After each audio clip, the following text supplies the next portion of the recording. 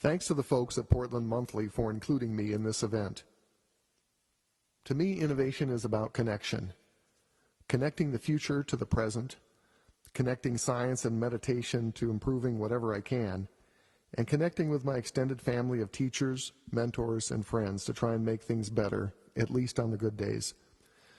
Tonight I'd like to share some of what I've learned from my interests and hobbies outside the world of music that have given me the tools I needed to reinvent the modern trumpet. Then we'll hear more from the Gary Hobbs Trio featuring my friend New York jazz trumpeter Andy Gravish. When people ask me why I wanted to make trumpets, I tell them the truth. As a trumpet player myself, I wanted to sound better without having to practice so much. I have 10 co-workers in our shop out by the Portland airport where we make custom-designed, hand-built instruments. We're a small shop with a 1-year waiting list, and all my employees were clients before they came to work for me. So let's flash back 40 years to start my trip with innovation. In 1974, I was a senior in high school playing in a local commercial dance band.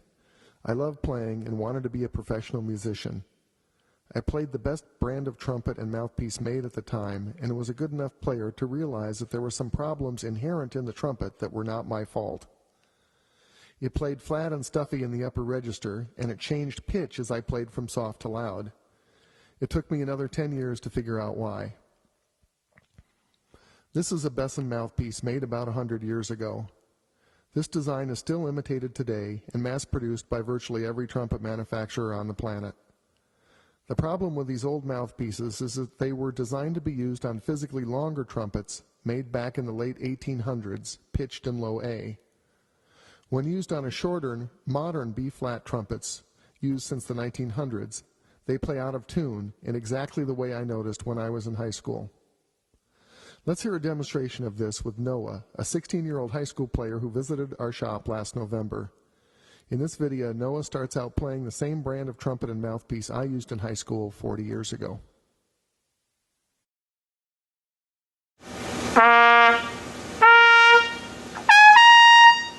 Perfect, and then put the Monette mouthpiece in. Of course, everyone knows this is the high C's flat, and you missed it, which is what every high school player on the planet has to live with every day that they play the trumpet, which is why I started my work 30 years ago and why we invented this mouthpiece. So now if you would just play those 3 notes again.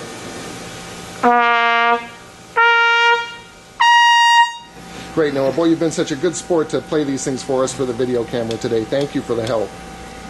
Thanks for letting me do this. Very fun. The key innovation here was simply matching the length of the mouthpiece to the length of the trumpet. If you can believe it, no one had ever thought of that precisely matching the length of mouthpiece to the exact length and key of the instrument before. I call this acoustic innovation constant pitch center. In order to play old-fashioned equipment in tune, players have to adjust with excess tension and body misalignment. The extra tension kills much of their own natural resonance, making them sound uneven and forced, particularly in the upper register. Studying yoga and the Alexander technique taught me how to stop adjusting for old-fashioned, out-of-tune equipment. Reinventing the modern mouthpiece opened the door to reinventing the modern trumpet. Here's the most popular trumpet made a century ago, along with almost 100 years of imitations of this design, still the most popular mass-produced trumpet design sold in music stores today. Now here's just 10 years of Monette trumpet innovation, starting with the year Monette mouthpieces changed the playing field. So let's see how a few of my interests and hobbies from outside the music world have given me the tools I needed to reinvent the modern trumpet. I'm a private pilot, and flying has taught me much about designing the inside shape of Monette instruments. Manipulating airflow around an airplane wing creates a low-pressure area above the wing, which creates lift and allows the airplane to fly. In trumpet design, we contour the inside shape of the instrument to slow down or speed up the air at certain points to improve the resonance of the instrument. Here are a Monette trumpet tuning slide and an old-fashioned tuning slide side by side. In the area of physics called fluid mechanics, moving air through an ovate shape works like a pump, speeding up the air as it travels around the bend. This radical new shape in our tuning slide and bell bends makes Monette instruments respond much faster while making an even larger sweet spot on each note. My hobby of ham radio has taught me key lessons about resonance and communication. In electronics, a resonant circuit consists of electronic components that hold, store, and transform radio frequency energy for communication.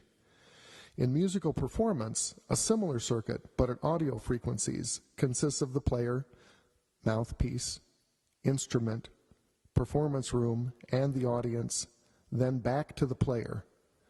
A great performance musically is like a resonant circuit in electronics. With maximum resonance comes minimal resistance and little wasted energy. When all the parts of either system are tuned and working together, we have improved communication. As an instrument maker, my job is to tune the first three parts of this musical communication system to resonance. In radio transmission, a signal originates in a transmitter tuned to resonance. The signal is carried by a feed line to an antenna, and the antenna radiates the signal out for the world to receive. In musical performance, the player is the transmitter, the mouthpiece is the feed line, and the trumpet is the antenna from which the signal radiates out to the audience.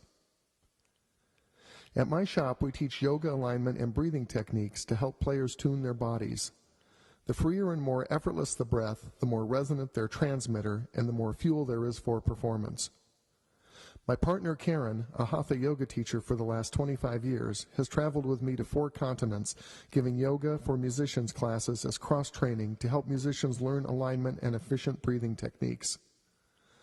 The best players we work with breathe with their entire body as they play, and as a result, they can produce sounds that capture a remarkably wide range of the human condition.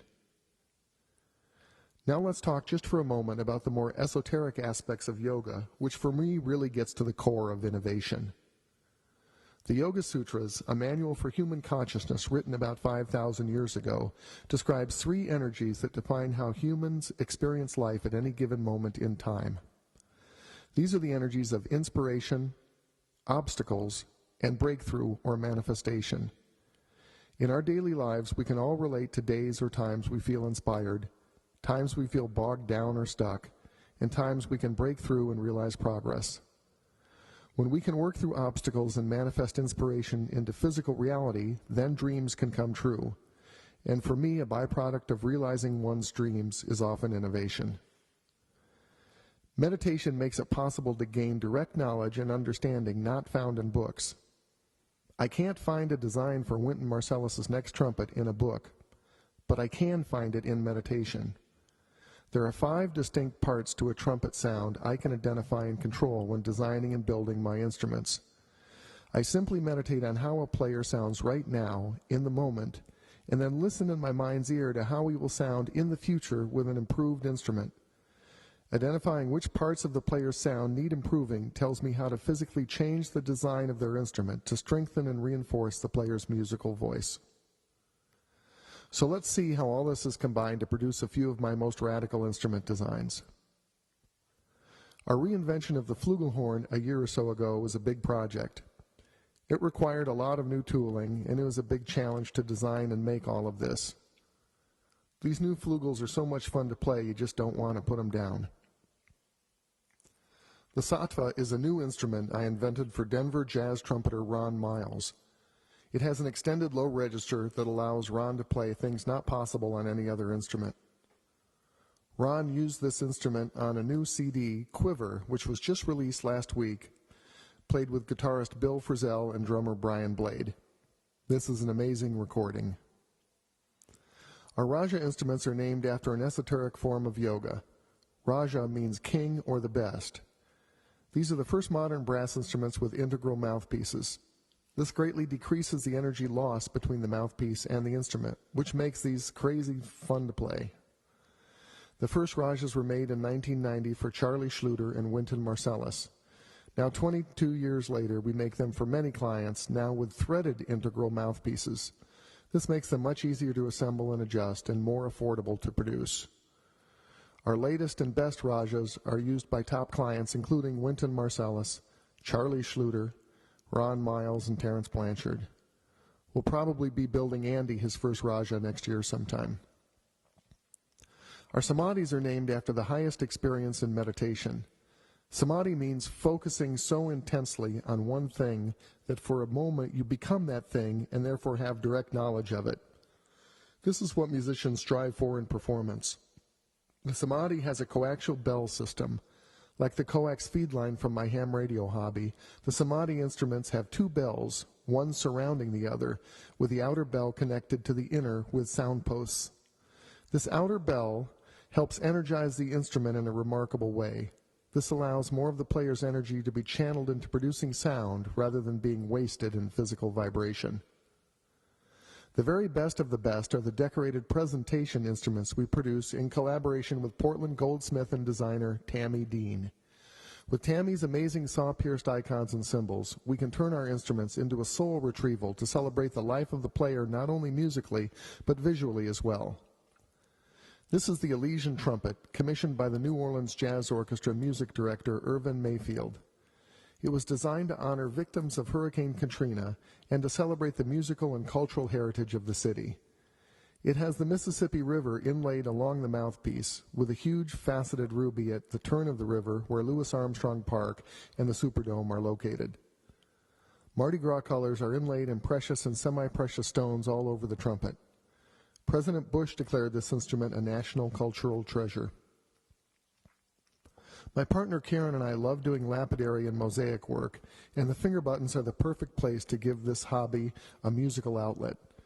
We use the most unusual and visual striking stones and materials we can find, and combine them in unusual ways to personalize each instrument for its owner. The last instrument I want to show you is the flumpet, an instrument that I designed for jazz legend Art Farmer. This is a new instrument that you hold like a trumpet, but it has a huge, thick sound, unlike any other soprano brass instrument. When Art passed away several years ago, he left me his Monette instruments, including his decorated presentation flumpet. We almost never let anyone play this historic instrument, but I think it's time for me to rest my voice now, so let's have Andy Gravish demonstrate how he sounds on it with the Gary Hobbs Trio.